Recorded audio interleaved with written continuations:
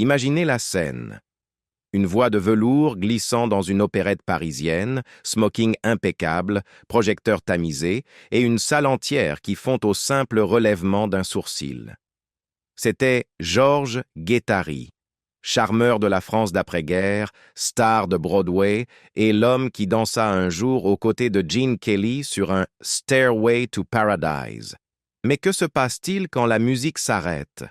Derrière la posture élégante et le sourire à 1000 watts, se cachait un homme qui changea de nom pour survivre, qui chanta pendant la guerre et qui, malgré la célébrité, mourut discrètement, son héritage à peine murmuré en dehors des recoins nostalgiques de la France.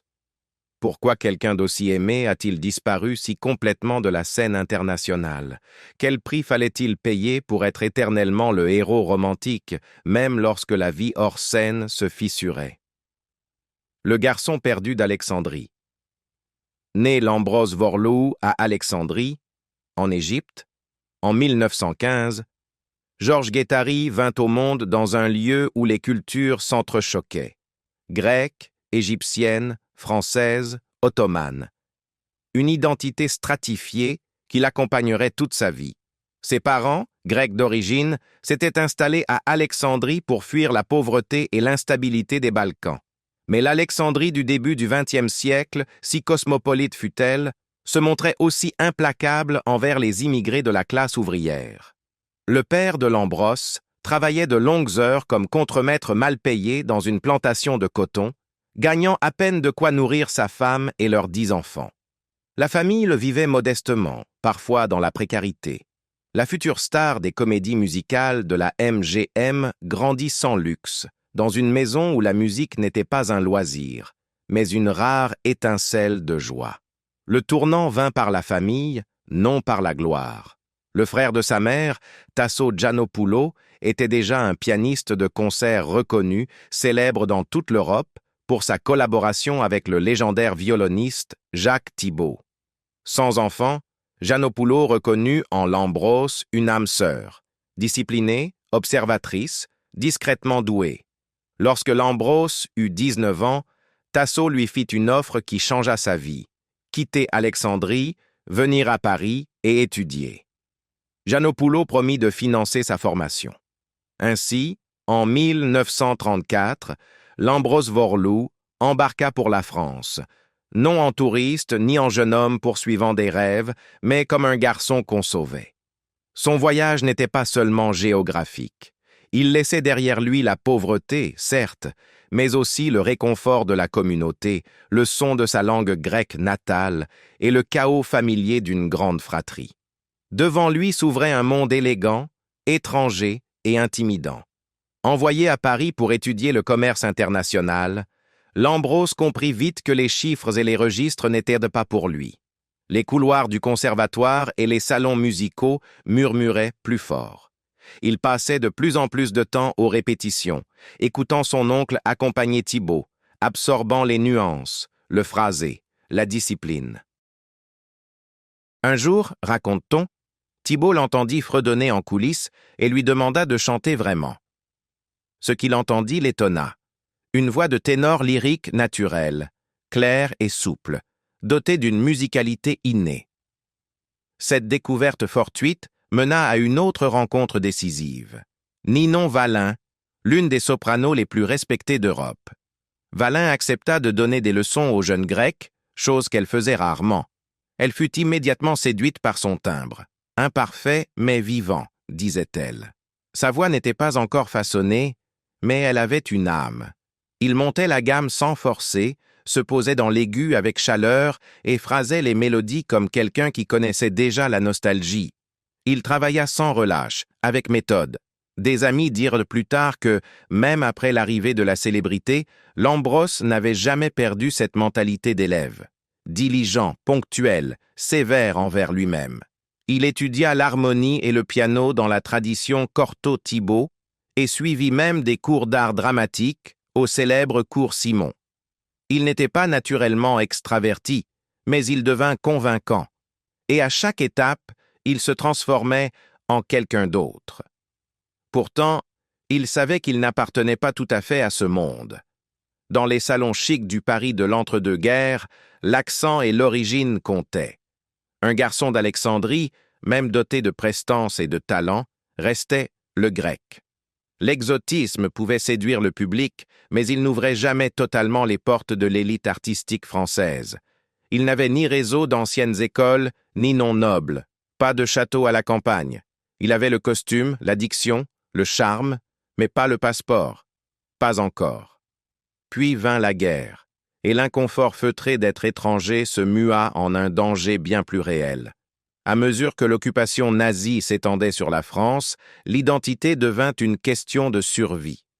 Les étrangers, surtout ceux sans papiers solides, sans racines profondes, sans protection politique, furent de plus en plus ciblés.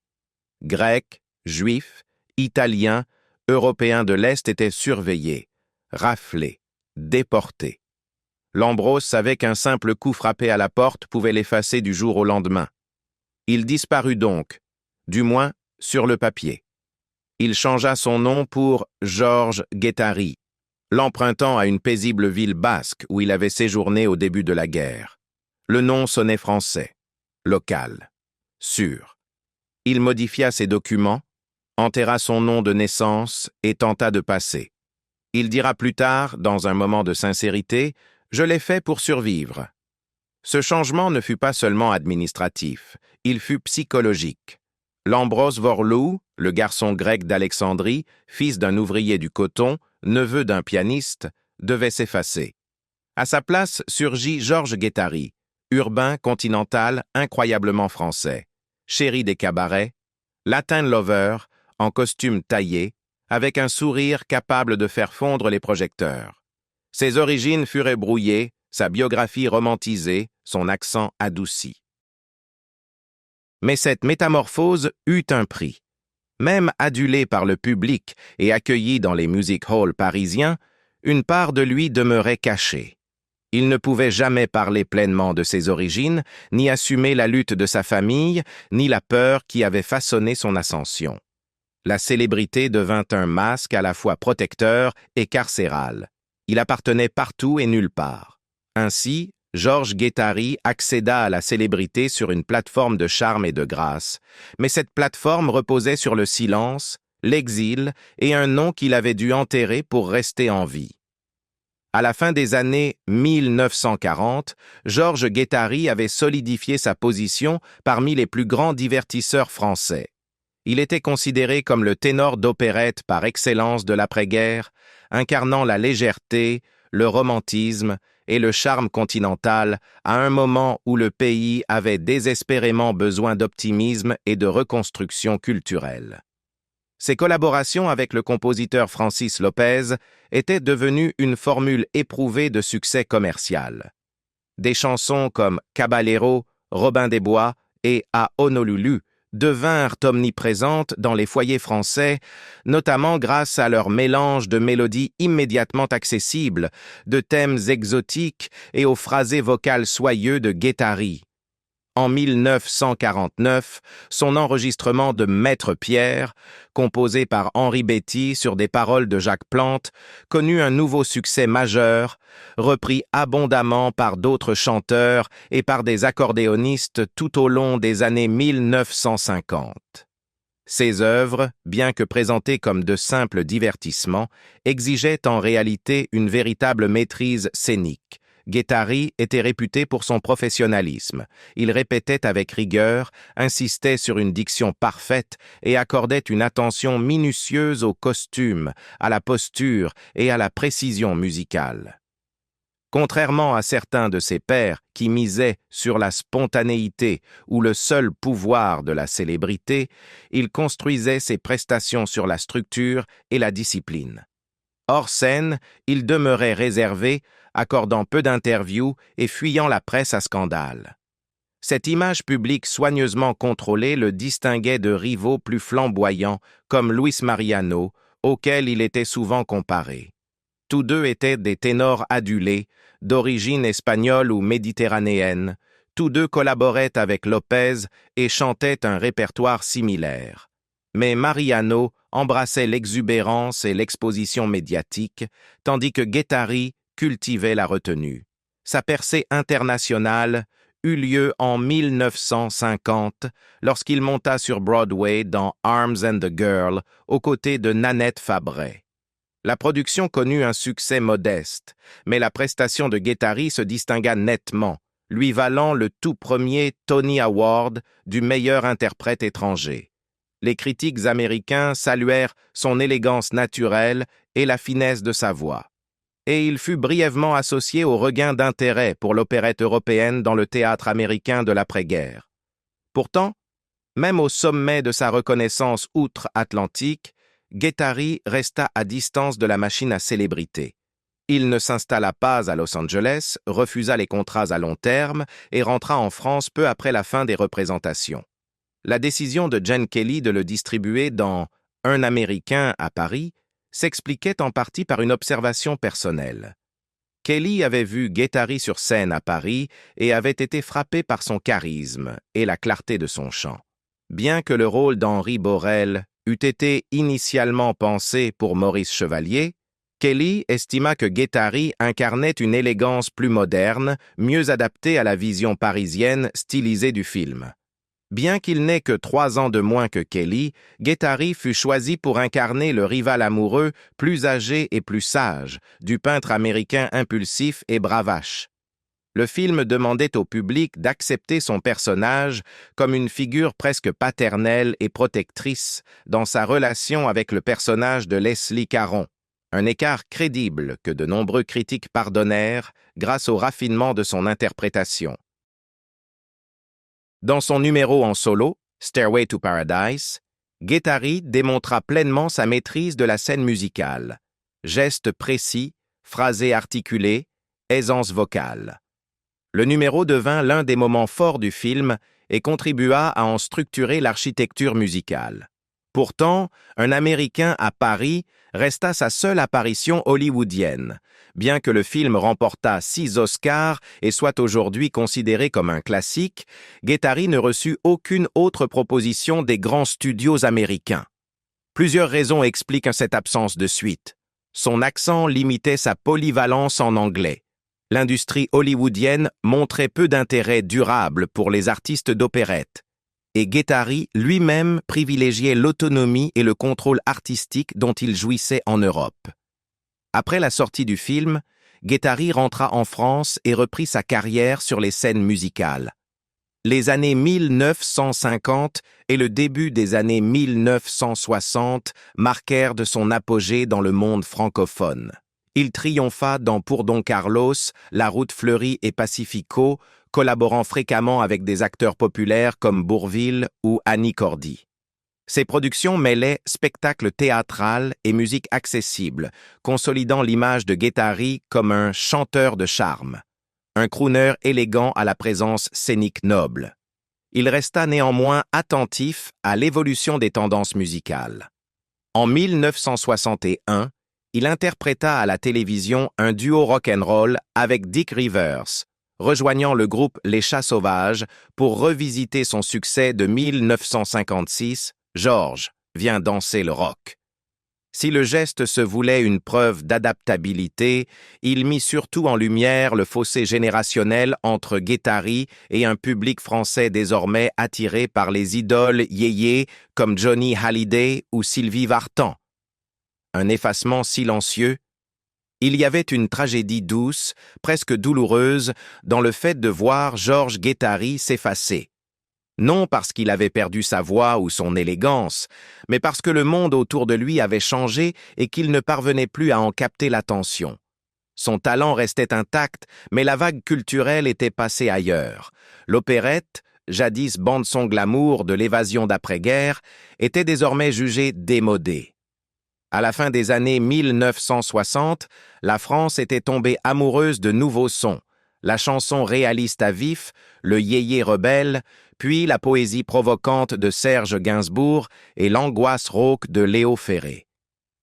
Le public ne se laissait plus séduire par le gentleman méditerranéen promettant des romances sous des palmiers exotiques. Il voulait de la vérité. Il voulait du tranchant. La voix de Guettari, toujours aussi crémeuse et précise, sembla soudain un vestige d'une Europe disparue. il tenta de s'adapter, enregistrant des reprises sentimentales comme Bambino et Ciao Ciao Bambina, des titres popularisés par des étoiles plus jeunes comme Dalida et Domenico Modugno. Mais dans sa bouche, ses chansons prenaient presque des airs d'autoparodie. Le phrasé restait exact, mais l'urgence juvénile avait disparu. Ce qui demeurait, c'était la nostalgie, belle, certes, mais lointaine. Même la scène, autrefois son refuge, devint un lieu de compromis. Les opérettes qu'il avait portées dans les années 1950 et 1960, La Route fleurie, Monsieur Pompadour, Monsieur Carnaval, avaient autrefois fait salle comble. Mais dans les années 1970 et 1980, malgré des tentatives courageuses avec Francis Lopez pour ranimer le genre, la magie n'opérait plus. Les costumes brillaient encore, les mélodies restaient accrocheuses. Mais c'était comme contempler un magnifique tableau dans une salle désormais vide. Les productions récoltaient des applaudissements polis, jamais les ovations tonitruantes d'antan. Guettari ne connut jamais de scandale, ne sombra jamais dans l'amertume. Mais cela fit peut-être aussi partie du problème. Il vieillissait avec trop de dignité dans une époque qui récompensait le spectaculaire. Sa lumière ne se brisa pas. Elle se dissipa simplement dans une élégante obscurité. Pourtant, derrière la tenue et le professionnalisme, des fissures silencieuses existaient. Marié à Jeannine Guillon, productrice de télévision respectée, père de 2 enfants, Georges n'intégra jamais vraiment le cercle intime de la vie mondaine française. On ne le voyait pas rire aux fêtes, ni raconter des souvenirs sur les plateaux. Il scellait sa vie privée avec soin. Les uns parlèrent de discipline. D'autres murmuraient une forme de distance. Lorsque ses anciens collaborateurs disparurent, chanteurs, danseurs, compositeurs, Guettari était parfois absent de leurs obsèques. Cela ne passa pas inaperçu. Était-il en deuil dans l'intimité, ou quelque chose de plus profond se jouait-il? L'homme qui avait bâti sa carrière sur le charme s'était-il simplement lassé de jouer un rôle? Il avait tout donné à la scène, mais gardé une part de lui-même sous clé, même face à ceux qui l'aimaient. Familier, oui, aimé sans aucun doute. Mais au fond, Georges Guettari demeura une île, distante, élégante et inaccessible. Le rideau final. Le 13 septembre 1997, Georges Guettari mourut d'une crise cardiaque dans une clinique privée de Mougins, paisible village perché des Alpes-Maritimes. Il avait 82 ans. Il n'y eut ni adieu grandiose, ni cérémonie publique, ni deuil national. Seulement une brève dans la presse, quelques fleurs et le silence. Sa dernière demeure fut le cimetière du Grand Jas, à Cannes, cette ville qu'il avait autrefois accueillie à bras ouverts, sous les applaudissements et l'admiration. C'est là, sur les scènes du Palm Beach et dans les salons élégants, qu'il avait sérénadé des générations de vacanciers de la Côte d'Azur avec des airs romantiques et des mélodies d'un temps plus sentimental. À Cannes, on se souvenait encore de lui. Quelques fidèles déposaient des mots et de vieilles pochettes de vinyle sur sa tombe. Un journal local publia un hommage. La mairie diffusa un court communiqué. Le ton était chaleureux, respectueux mais feutré. L'homme autrefois sacré, latin lover de la chanson française, l'homme au sourire à fossettes, venait d'entrer dans l'histoire. Mais hors de France, le monde remarqua à peine sa disparition. Aux États-Unis, où il avait été célébré à Broadway et immortalisé dans An American in Paris, sa mort ne suscita qu'une note de bas de page. Aucun sujet sur les grandes chaînes. Aucune rétrospective. Pas même une ligne dans la séquence In Memoriam des Oscars. À une autre époque, il aurait peut-être été honoré comme Maurice Chevalier ou Charles Boyer. Au lieu de cela, il s'évanouit comme il avait vécu ces dernières années, avec grâce, mais dans le calme. Peut-être l'aspect le plus déchirant de la mort de Georges Guettari ne fut-il pas le silence qui l'entoura, mais la façon dont il reflétait son dernier chapitre. Au cours de la dernière décennie de sa vie, il s'était largement retiré de la scène publique. Il n'enregistrait plus. Il ne tournait plus. Après près de 7 tournées d'adieu au Québec et ses dernières apparitions scéniques au milieu des années 1980, il cessa de rechercher la lumière. Même invité à des festivals ou à des hommages consacrés à l'âge d'or de l'opérette, il déclinait souvent. Ses proches racontent qu'il passait ses journées dans sa villa cannoise, la Belle Marguerite, baptisée en hommage à la fleur et à l'innocence de ses débuts. Il jardinait, il lisait, il marchait longuement, mais parlait rarement du passé, pas même à ses enfants. Comme si la célébrité n'avait été qu'un costume emprunté et qu'une fois retiré, il n'éprouvait plus le besoin d'expliquer qui il avait été en dessous. Certains biographes y voient un choix, celui de s'effacer avec dignité plutôt que de s'accrocher à un monde qui n'avait plus de place pour lui.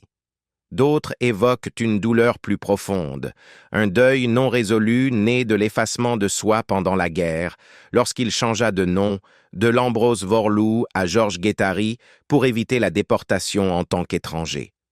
Cet acte lui sauva sans doute la vie, mais il lui coûta quelque chose d'irréparable, son identité, ses racines, son sentiment d'appartenance. Il est révélateur qu'il n'ait jamais repris son nom de naissance. Jamais, même longtemps après la fin du danger. Il mourut en tant que Georges Guettari, mais ce n'était pas le nom que sa mère lui avait donné. Les applaudissements étaient venus pour un homme qu'il avait dû inventer. Et lorsque les applaudissements se turent, peut-être la raison de continuer à jouer s'éteignit elle aussi. Même sa pierre tombale, simple et élégante, ne portait aucune épitaphe flamboyante. Aucune mention des Tony Awards, aucun rappel de la gloire MGM, juste un nom, 2 dates et le silence éternel de quelqu'un qui avait chanté sous des lustres et reposait désormais sous des cyprès. Au bout du compte, l'homme qui avait autrefois gravi un escalier cinématographique vers le paradis en descendit un autre, fait d'immobilité, de solitude et d'une paix douloureuse. Il avait chanté pour une génération en reconstruction après la guerre. Il leur avait offert l'espoir, le romantisme et le charme. Mais dans son dernier acte, Georges Guettari ne chanta plus que pour lui-même, doucement, hors scène et enfin, seul. Georges Guettari chantait l'amour, le charme, les terres lointaines et les étés éternels. Pourtant, sa propre vie fut bien plus complexe.